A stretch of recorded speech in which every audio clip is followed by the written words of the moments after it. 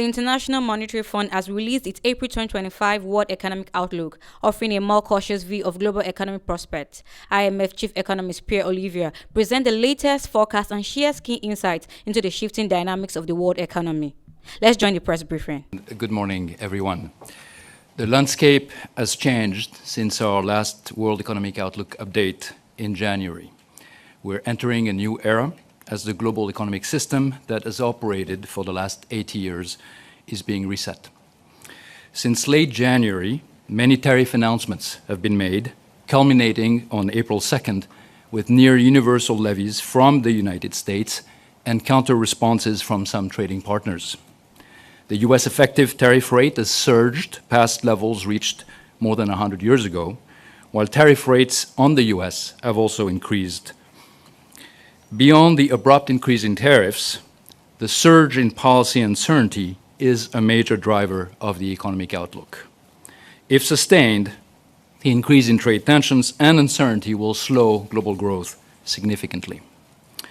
Reflecting this complexity, our report presents a reference forecast which incorporates policy announcements up to April 4 by the US and trading partners. Under these reference forecasts, global growth will reach 2.8% this year and 3% next year, a cumulative downgrade of about 0.8 percentage point relative to our January 2025 WEO update. Our report also offers a range of forecasts under different policy assumptions. Under an alternative path that excludes the April tariff announcements, global growth would have seen only a modest downgrade to 3.2% this year. We also use a model-based forecast to incorporate the temporary suspension of most tariffs announced on April 9, together with the increase in bilateral tariffs between China and the US to prohibitive levels. This pause, even if extended permanently, delivers a similar growth outlook as our reference forecast, 2.8%. Even if some highly tariffed countries could benefit. Now, while global growth remains well above recession levels, all regions are negatively impacted this year and next. And the global disinflation process continues, but at a slower pace, with inflation revised up by 0.1 percentage point in both years. These trade tensions will greatly impact global trade. We project that global trade growth will be more than cut in half from 3.8% last year to 1.7% this year. The tariffs will play out differently in different countries. For the United States, the tariffs represent a supply shock that reduces productivity and output permanently and increases price pressures temporarily. This adds to an already weakening outlook and leads us to revise growth down by 0.9 percentage point to 1.8%, with a 0.4 percentage point downgrade from the tariffs only, while inflation is revised upwards. For trading partners, tariffs act mostly as a negative external demand shock, weakening activity and prices, even if some countries could benefit from trade diversion. This is why we have lowered our China growth forecast this year to 4%, while inflation is revised down by 0.8 percentage point, increasing deflationary pressures. All countries are negatively affected by the surge in trade policy uncertainty as businesses cut purchases and investment, while financial institutions reassess their borrowers' exposure. Uncertainty also increases because of the complex sectoral disruptions that tariffs could cause up and down supply chains, as we saw during the pandemic. The effect of these shocks on exchange rates is complex. The tariffs could appreciate the US dollar, as in previous episodes. However, greater policy uncertainty, lower US growth prospects, and an adjustment in the global demand for dollar assets are weighing down on the dollar. Risks to the global economy have increased and are firmly to the downside. First, while we are not projecting a global downturn, the risk it may happen this year have increased substantially from 17% projected back in October to 30% now. An escalation of trade tensions would further depress growth. Financial conditions could also tighten as markets react negatively to diminished growth prospects and increased uncertainty. On the flip side, growth prospects could immediately improve if countries ease from their current trade policy stance and promote a new, clear, and stable trade environment.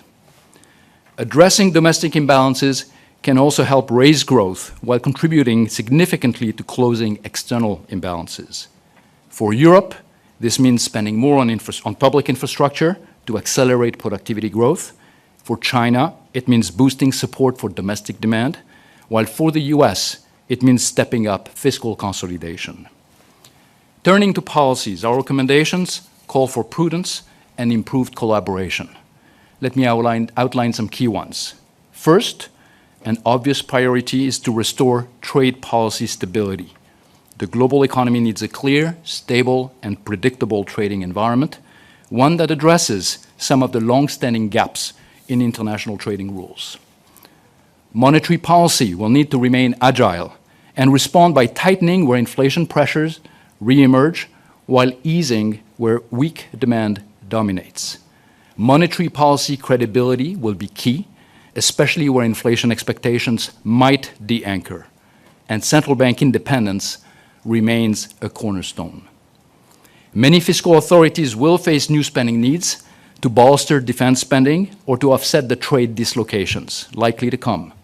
Some of the poorest countries, also hit with reduced official aid, could experience that distress.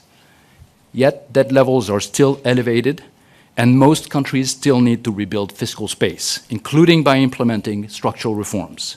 Support, where needed, should remain narrowly targeted and temporary. It is easier to turn on the fiscal tap than to turn it off. Where new spending needs are permanent, as for defense spending in some countries, planning for offsetting cuts elsewhere or new revenues should be made. Finally, even if some of the grievances against our trading system have merit, we should all work towards fixing the system so that it can deliver better opportunities to all. Thank you. Thank you, Pierre-Olivier. Before we open the floor to your questions, some ground rules. First of all, if you want to ask a question, raise your hand. If I call on you, please identify yourself and the media you represent. Try to be succinct, stick to one question. We want to answer as many questions as possible. And also a reminder, we are here to discuss the World Economic Outlook. Those questions regarding country programs, institutional issues are going to be better placed for the regional press briefings that are happening later this week, and also the managing director's press briefing this Thursday. With that said, I want hands up. Okay, so I'm gonna start here in the center. Then I'm gonna move the room to my left, then to my right. I'm gonna start the lady with the green jacket there.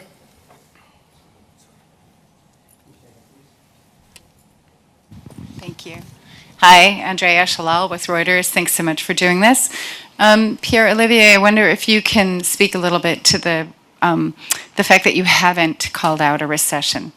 And, we are hearing lots of economists in the United States and other places. Most recently, yesterday, the IMF is now also forecasting a small recession in the second half of the year. What we see in the WEO is that the percentage of risk of a recession has increased pretty dramatically. Can you walk us through why you are not at this point calling a recession, for instance, likely in the United States, and what it would take to tip it that way? Thanks. Thank you, Andrea. So for the United States, we are projecting a significant slowdown. We're projecting growth will be at 1.8% in 2025, and that's a 0.9 percentage point slowdown revision in our projections from January. But 1.9% is obviously not a recession. And the reason for this is that we have a US economy that, in our view, is coming from a position of strength. We had an economy that was growing very rapidly. We have a labor market that is still very robust. We've seen some signs of weakening and slowdown in the US economy even before the tariff announcements. So in fact, the 0.9 percentage point downward revision that I just mentioned, only a part of this, maybe 0.4 percentage point, is coming from the tariffs. Some of that is also coming from weakening momentum. This was an economy that was doing very, very well, but was self-correcting and cooling off a bit on its own. And we were seeing already consumption numbers coming down. We're seeing consumer confidence coming down. So all of that was already factored in. But we're not seeing a recession in our reference forecast. As you mentioned, Andrea, we are, when we do our risk assessment, if you want, we are seeing the probability of a recession increasing from about 25% back in October to around 40% when we assess it now. Okay, I'm going to move to this side. The lady here in red. Good morning. It's Noor Ammashi from Asharq Bloomberg. Pierre, I wanted to ask you about the downward pressure on the dollar now. To what extent do you believe it can provide some some relief from the pressure on highly indebted emerging economies with a large share of dollar-denominated debt? And has this downward pressure on the dollar changed your outlook on all of those emerging economies that are still, under the impact of the high debt, as mentioned by the MD in previous meetings, where this high debt is really one of the impediments to growth? Thanks. Yeah, so we're seeing a weakening of the dollar that is fairly broad-based over the last few weeks. As I mentioned in my opening remarks, some of that is coming from the weaker growth prospects in the US. Some of it is coming from the increased uncertainty, and it's leading to a reassessment of the global demand for dollar assets. When we step back, we also have to realize we're coming from a position where over the last few years, there have been tremendous capital inflows into US markets, in particular risk markets. And that's something that, of course, my colleague Tobias Adrian will talk about in the GFSR press conference. So we are seeing some adjustment, some correction. The markets are handling it. We don't see signs of stress, even in currency markets. Now, the interesting development is, what does it mean for emerging markets? And you're right to point out that in the past, when dollar would strengthen, that would not necessarily be a good news for emerging markets because they have dollar-denominated debts, so that increases their liabilities and the pressure on them to service those debts, and that can lead to some tightening of financial conditions. So we are not seeing that right now, and so that's a plus. The flip side of this is, of course, the appreciation of some of these emerging markets' currencies means that they are also losing a little bit on the competitiveness side. So there is maybe something that is a bit easier on the financial conditions, something that is not as easy on the trade side. Finally, this is an environment of enormous uncertainty, increased volatility, and that, I think, is something that will dominate for many of the emerging markets. So when we're looking at our assessment, we are actually downgrading the emerging market economies for 2025 and 2026. Most of them, some of them may, as I mentioned, benefit, but overall as a group they're downgraded, because they're also very plugged into the global supply chains. The uncertainty is leading to a pause in investment and activity, and they're going to suffer from the decline in demand for their products coming from the tariffs. The IMF's updated projections signal mounting concern over the effect of protectionist trade policies and global instability. The report emphasizes the need for stronger international cooperation and open dialogue to ease trade tensions and prevent wider economic disruption. Stay tuned for more updates.